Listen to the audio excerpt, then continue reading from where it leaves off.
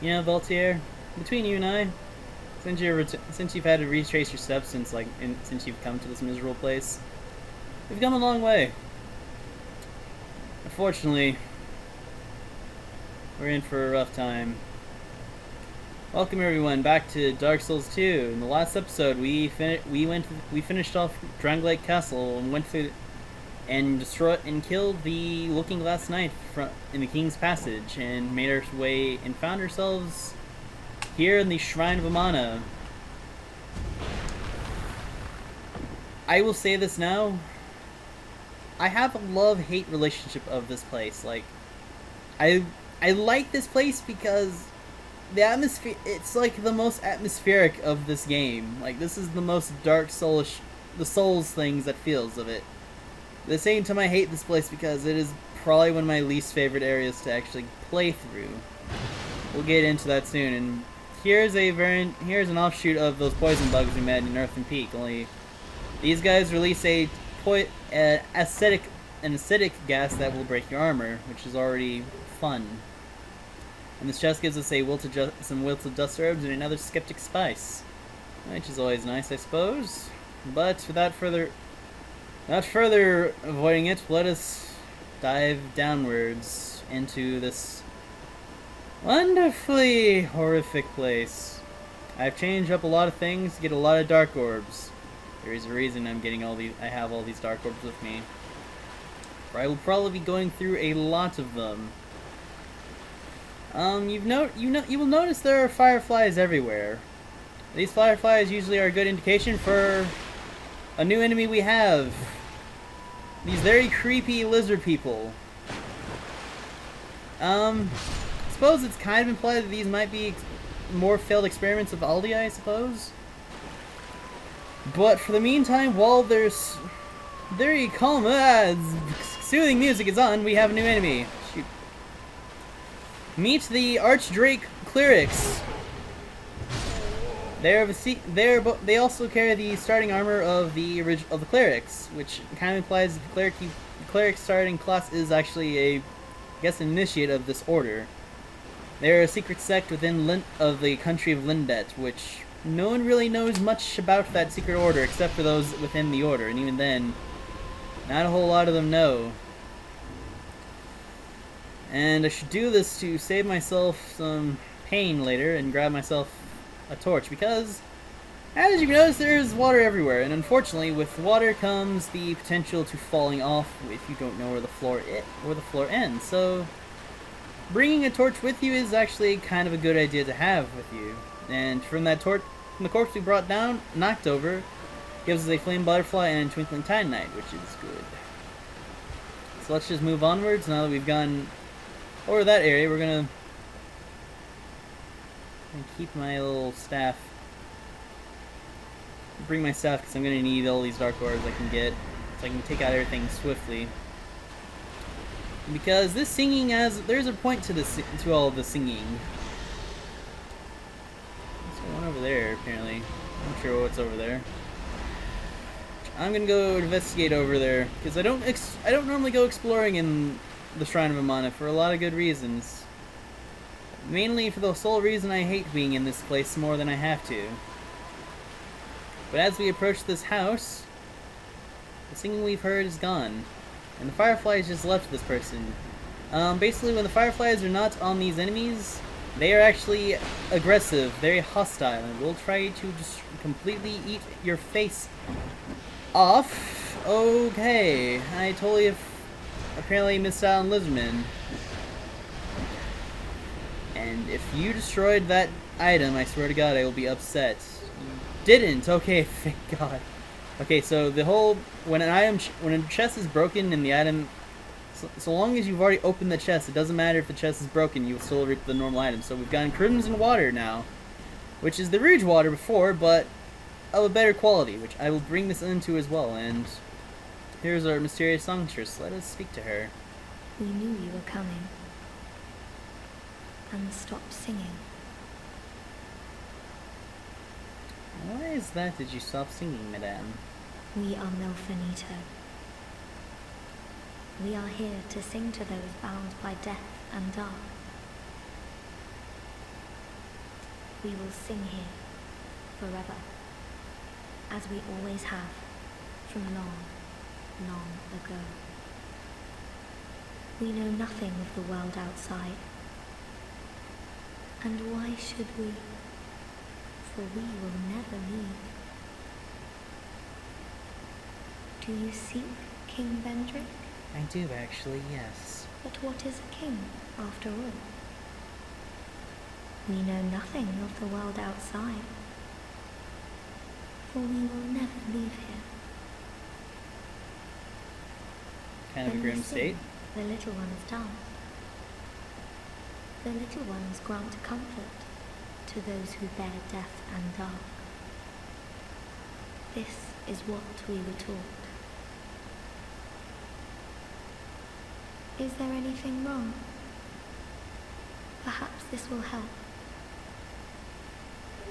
And for exhausting your dialogue, she gives us a silky and smooth and silky stone for our efforts. This is all that we can do. As she's mentioned, that is all she can do for help now. So we're going to leave her alone now and continue our way through, I suppose. And if once we go back, we get away from her place a bit more, she'll resume her singing. There we go. And basically these guys will become passive again, as the little ones will come to lull them. Fortunately, I can't say the same for the clerics. These guys, unfortunately, are going to get we'll have to just meet death itself in the form of my stuff. These guys are interesting because the weapon they wield counts as a great hammer, but it acts like a mace. Isn't that fun? Well, it acts like a mace, but it still has the power of a great hammer. It's going to go great. I was hoping to avoid death for now until, you know, I got to a part where I was going to actually legitimately have problems. Like the next section. But that's not going to happen apparently. So, we're going to move onwards. Just deal with it as we can. This is the reason I've been stockpiling on so many herbs for so long, is for this specific area of the game. Seems like a weak reason, but it's a pretty sound reason for my mind. Because I have some pretty fierce animosity for the Shrine of Amana. And it doesn't like me either. So really, it and I are on pretty same substantial pages, really. So I'm totally fine with that with that. As long as it stays away from me and I from it, we are cool.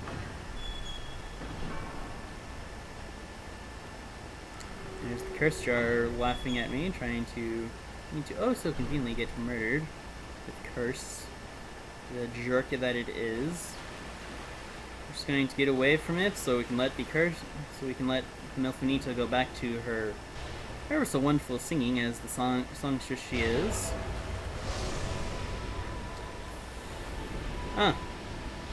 Not my intention, but unfortunately I did kill a lizard man in the water when really I was saving my affinity for these little punks. Come here!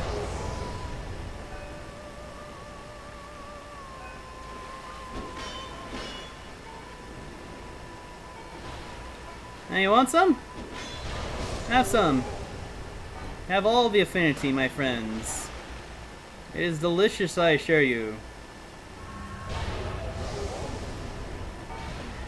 You wouldn't want anything else when I'm done. Or you will, since you're a jerk.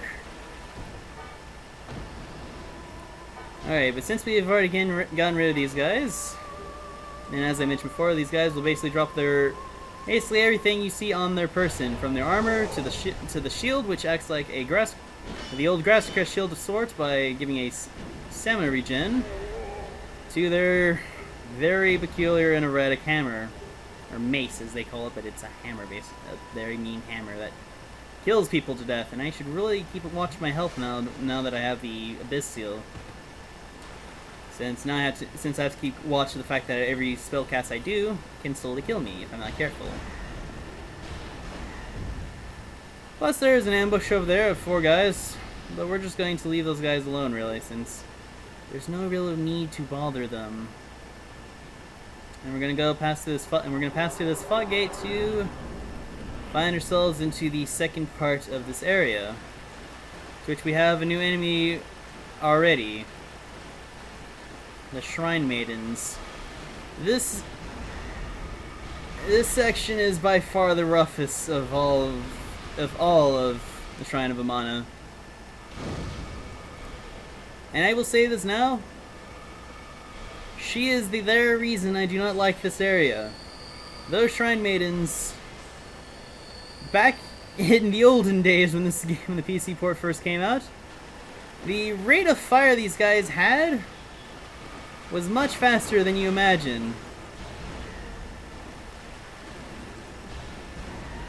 And a lot of them had like the eyes of hawks. So it was kind of silly how far away you would be sniped from, and when you had absolutely no idea where they were coming from. And usually they do stay in a way that keeps you from knowing where they are, but usually they do drop a bunch of Crimson Water and Twinkling Titanite, actually, so ironically they are useful for something, much as I am wanting to disagree with that. But if we continue to wade through this water, this one full waist-high water that slows us down, and make a U-turn over here, and destroy the lizard guy in front of us, obviously, who gives us human effigies, which is good. We're spotted. We have a hippo guy over here. I don't like hippo men. Anyone who's known me for a while, when I first mentioned it, they will know I do not like them. I have good reason not to like these guys. So before he becomes a major pain in the ass, I'm going to kill him. Get away from that bite, for one. Thankfully, even though I have more effective means of murdering him, he can easily kill me, and I fell off the ledge because there is no floor there. And I hear is something, so he's still alive. Welcome to the Shrine of Amana, where death is everywhere when you're not aware of it. This is why this place sucks. I don't like this place, so I'm hoping to, in essence, do the equivalency of brute forcing through this area. And normally I cut these out, but unfortunately I'm feeling quite evil right now. Because if I had to suffer through the shrine, you all get to come with me, buddies.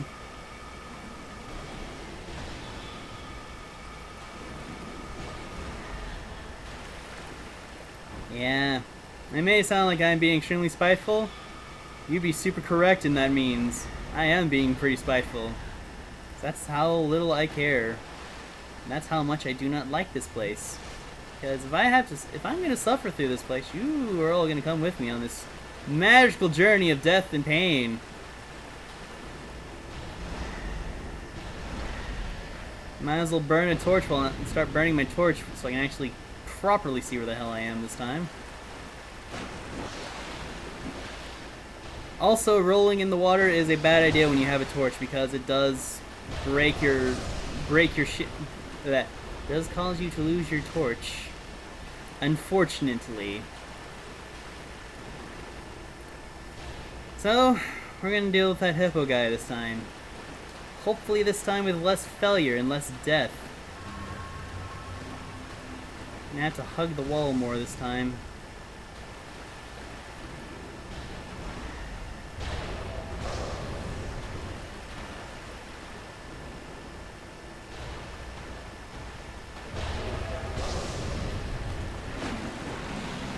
No! Why? The only reason I'm wanting to kill that hippo man is because he's going to make my life much more difficult if I don't do it now. But I'm almost opting to just ignore him now and just go around him, which I think I'm going to do because that's making me sound like a saner man. I hate this place so much. Shrine of Amana is like the worst.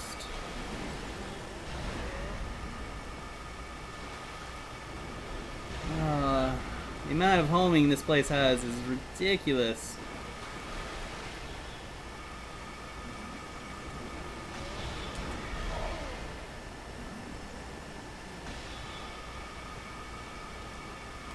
Me heal, madame.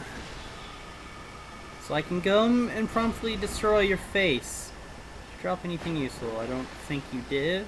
Nor do I really care anymore. So I'm just going to kindly and very carefully make my way around here. My souls may be lost, but I don't really care anymore. It's just like, what, nearly 20,000 souls or something? Also, I will promptly murder your face, man. Because you're an evil person.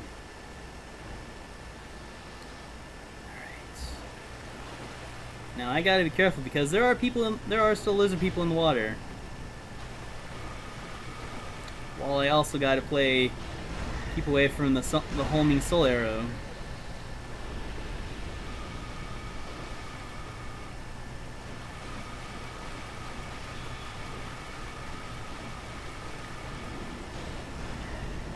Now we're casting for you. Okay. Thing's gone. You very carefully run inside this house now because fortunately he does kind of notice you once you start walking in here. Soon and preferably, I would rather have him piss off. Yeah, you stay away from me, Hippo Man.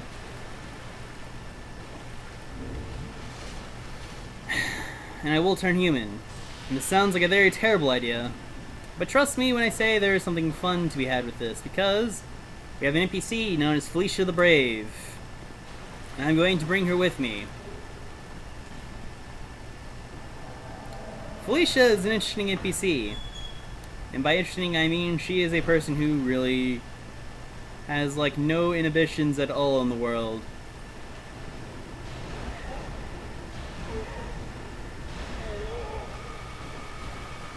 Like, Felicia is an interesting case in which she can actually... She has a horrible rate of surviving. But she can But that is not the point. Her surviving is not the whole point. A point of her is to act as a massive as big of distraction as you can muster. And let her basically bum rush through this entire area, which is a couple more of these guys, some lizard men and 3 clerics, all in a horrible conjoined mess. Isn't that wonderful?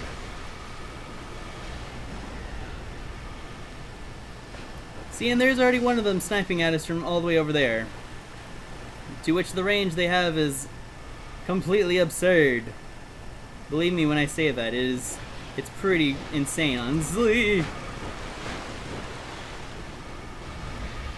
So basically what I'm going to do is I'm going to play support for Felicia, really.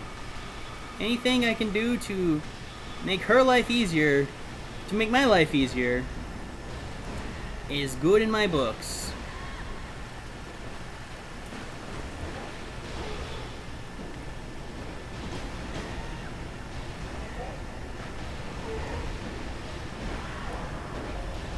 Also, one thing that the Shrine Maidens can and will do is try to heal people. But if we can kill them fast enough, they can't do that, really. And thankfully, thanks to Felicia's very kind assistance, she's allowed me to survive probably the absolute worst thing in this entire area, and we got ourselves the Slumbering Dragon Crush Shield, which is the similar regen shield I mentioned before. And to get another Crimson Water, I'm going to walk through this fog gate and never return. There is something here later, but I will deal with that again at a much later point, when I am not hating myself or feeling completely angry with the world. We're gonna let Miss Felicia deal with those guys, because thankfully, for our efforts, we're given a bonfire finally. It's like Sanctuary, honestly. It's so needed. And we still have more of these little acid bugs to deal with, and even more so a large one. A giant one. And I'm going to bring Felicia to try to clear as much of this as possible, because if you could believe it, we're almost out of here. We are almost out of this horrendous place, which brings a very vague feeling of joy to me. I mean, also eat one of my wilting dusk herbs to try to store a lot of my cast. Not a whole lot left to do with this place, but a couple more shrine maidens in this rather peculiar circle, and more lizardmen that are pretty much surrounding us in a circle. Ugh.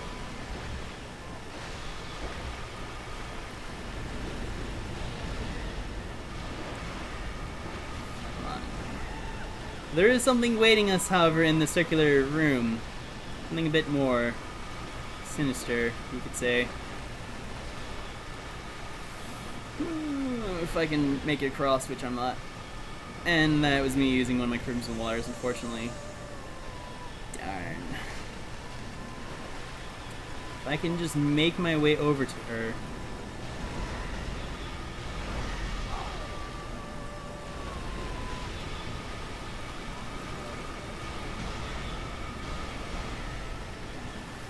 Watch the grave. Felicia has fallen! And we have been invaded by the peculiar kindler, who I am just going to do all I can to just flat out murder him. This guy uses a lot of crazy spells, and can very much easily kill you. A crazy array of spells as well.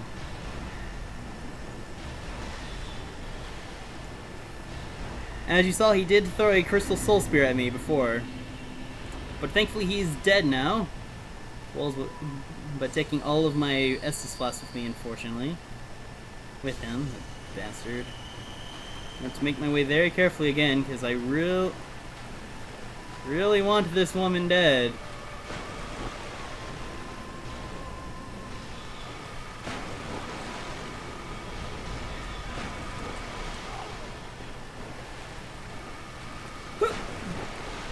Yeah, if you can eventually develop a good timing to, like, dodging those moves, you're pretty much in good. You can eventually avoid them.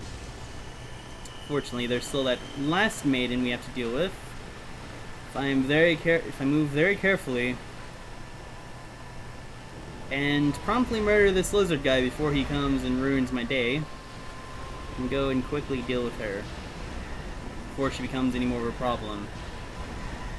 Okay, that's good. Also, I just realized the durability of my staff is gone to complete and utter crap. Thankfully, I have repair powders. I've been thinking ahead. There's the reason I've been doing all this weird, seemingly out of nowhere, like, preparations for seemingly no reason. I'm also going to pick up all the items I've collected thus far. I've been able to amass thus far. Out upsetting the locals, and a petrified dragon bone we did pick up, which I want to say is actually because of these guys, weirdly enough. Which if that's the case, that's wonderful, because that'll allow me to upgrade my sword eventually later on. Which I desperately need to eventually. We also get the red iron twin blade, which is an item that you would think it belongs to Mr. Vengarl, since he is known to use stuff like that, but unfortunately it is not tied to him. This item is actually not tied to him. Also, we have the Homing Crystal Soul Mats, which people remember me using it from the first playthrough in Dark Souls. That was a favorite of mine for the time being until I got Pursuers. I need to ignore this guy and basically make our way over here quickly, because we are almost out of this place. We are almost out of here. Oh my god, I can't believe we're almost out of here, out of the woods. There is a Shrine Maiden over there. She tries to play dead and will try to promptly murder you very swiftly. And without hesitation, because she's evil. Very evil and terrible. And before we do, I'll consume a Twilight Herb. So I want to make sure I have the maximum amount of healing I can get. And we'll talk to this Milfinito. It looks kind of old and decrepit, honestly. What does she have to say? Fortunately, she has vanished. It has magic and wizardry and ooh. But she is still singing despite having vanished. Well, say hello to the Demon of Song. This boss is quite literally a very strange foreskin monster. It is a demon frog, but also appears in the form of giant foreskin.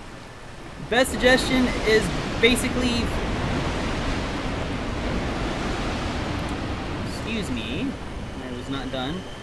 As you see, he basically pulls the skin of the frog down in order to do some major damage.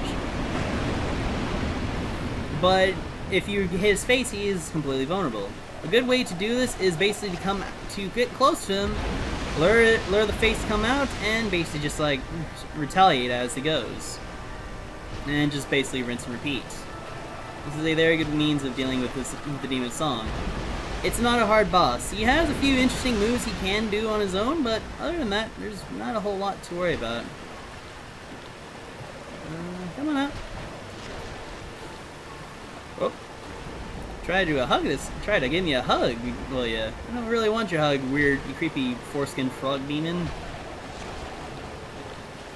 This is another move he can do, which is basically a gigantic body slam. But again, if you just do the kind of hug him and get away, he won't be able to harm you, or I could completely lie to you all because I was against the wall. Never get yourself against a wall with a boss, guys. That usually is a bad idea. And we are back with the Demon of Song. We're gonna get rid of him very quick. We're gonna be dealing with this thing very quickly. Hell, I didn't even realize it was there. Huh. Imagine that. Oi! Evil Mr. Foreskino. Slam your fist down as much as you can. I have a present for you. Basically, he does have a few interesting moves that he can even do in his, like, while he actually has, like, his, I guess, frog head down? There, I guess his armor self-outfit, which usually he can do sort of a unique little power slide of sorts. But we're not going to let him do that. We're just going to very swiftly and horribly destroy this guy. Oh! Oh, he's wanting to get back a bit now. I'm going to try to see if I can open him real quick so he doesn't do anything silly. So the last thing we need is a giant foreskin demon to do something very horrific. Like try to power slide me to death, which this guy is known to do. And don't get me wrong, he probably has one of the most majestic power slides I've seen in a boss.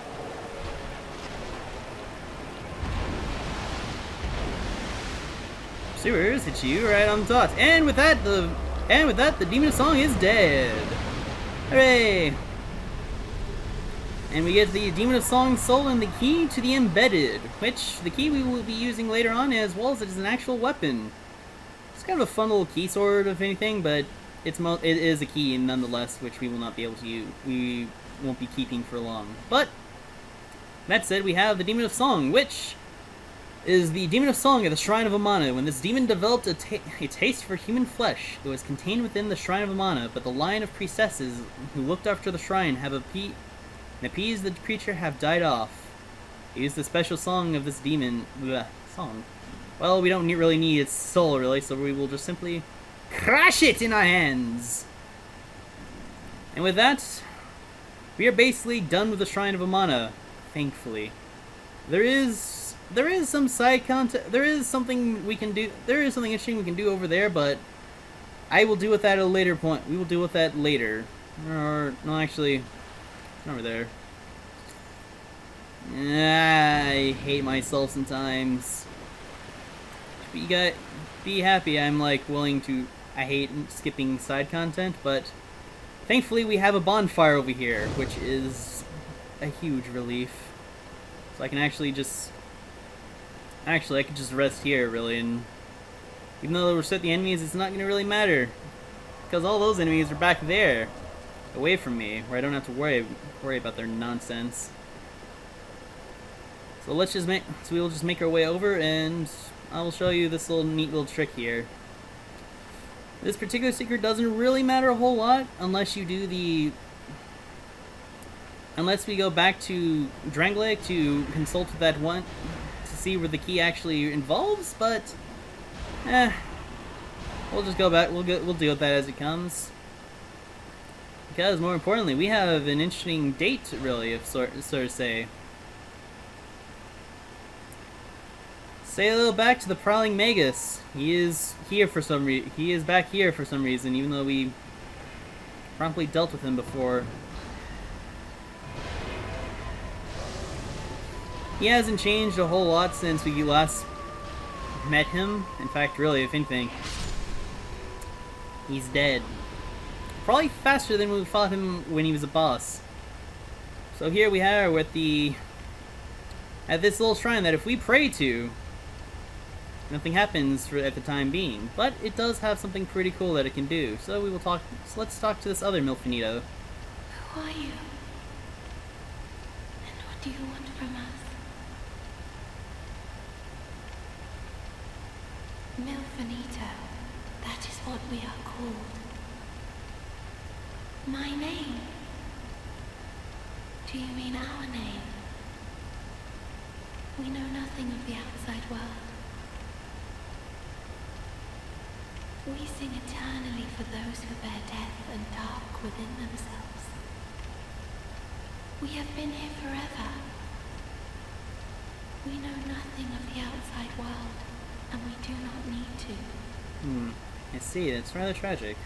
The little ones were born from the great dead one. And the great dead one taught us song. We have sung ever since, to comfort those bound by death and dark. This is what we were taught. You silenced that cursed singing. Please accept these as a thank you. And basically, I believe it's for talking to the one dead Milfinito. She basically gives us a divine blessing. Do you seek comfort, you poor thing? There is one other... This, at the very least. And basically, if we talk to her as well, she will give us... If we continue talking to her, she will give us once more a smooth and silky stone. There is one more dialogue she will give us if we free the Milfinito, which we will do briefly, so... The little ones were Alright, I have exhausted dialogue all it's worth, but... We will go down here, in which there is a few things we can inquire. Let's listen to her magnificent singing, which I will quiet up so you can hear.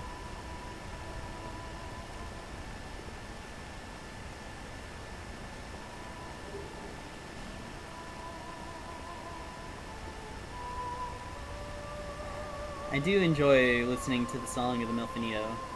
It is actually probably the most haunting thing of the most atmospheric thing this game has done. Which I suppose if it had to have done something right, it did it right in that manner, I guess. So over here we have ourselves a chest which contains... I believe this is a new chest. I've never opened this chest before. Which gives us a bonfire aesthetic. Ooh. I love how the game now is starting to sort of give me bonfire aesthetics everywhere, when before I was having a deficit problem of sorts with them. There's nothing over there, but over here, along this way, there's a chest with probably one of my favorite items, at least of its weapon type. It is the Manslayer. It is a unique katana that basically that does innate poison damage. It's kind of an interesting weapon, but before we end this off, let us go back to... We will make our way back to Castle Drangleic to free the Milfinito behind the Cage of the Entombed, and we will re-talk to this girl and find out the nature of this statue. So, do excuse us, and we will be right back. And here we are back at Drangleic. If we go with the Key of the Entombed with me, if we talk to this person, and we will use the key, as materializes out of my pocket and into space, and use it as an actual key, this guy will pretty much vanish and open the door for us. And we can finally talk to this particular Milfinito. So, what do you have to say, ma'am?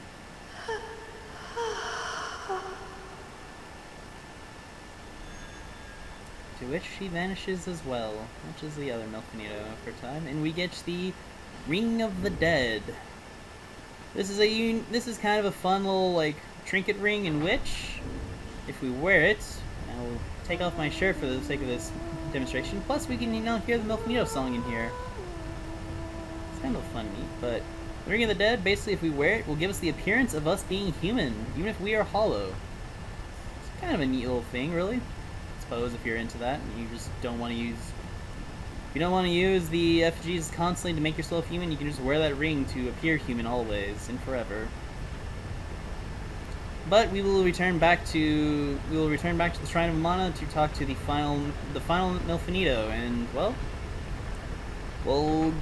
I will bring us to our final destination, and we will end it off there, I suppose. So, yeah, I guess we'll see. I'll meet you there. I'll meet you guys there.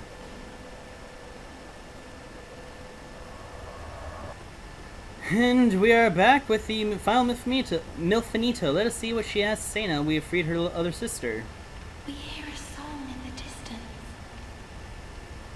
You rescued a Milfinito who was taken from us.